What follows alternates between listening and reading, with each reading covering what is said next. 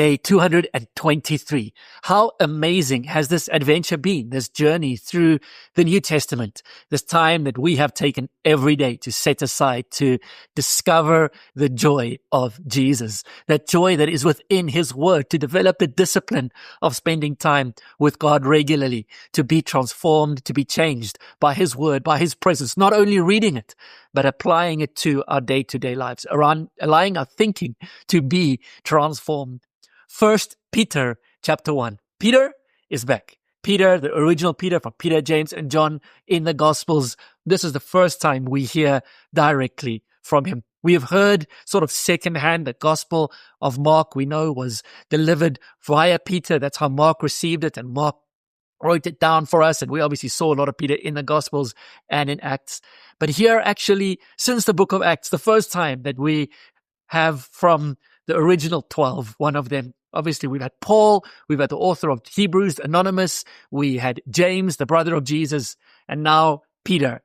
And Peter is one of those optimistic guys. So much joy, so much faith, so much hope. Hope is going to be a key word throughout this chapter and indeed the whole book of 1 Peter. And Peter tells us here that we will have trials in this world. And these trials, they will test, but also reveal our faith. They will prove our faith to ourselves more than anybody else and to those around us that our faith is genuine, and our faith is real.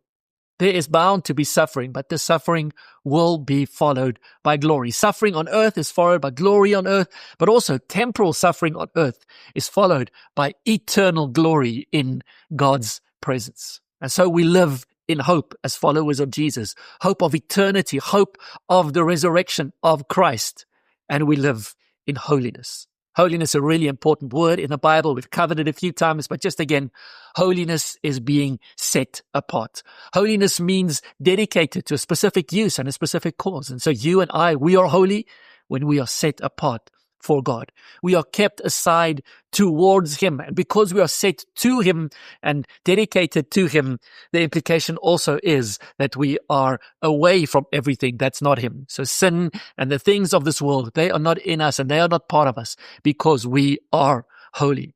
A theme which is run throughout the New Testament. And Peter here, once again, drops it right at the start of his letter, is love. Following Jesus is all about loving one another, loving our brothers, loving our sisters here on this earth.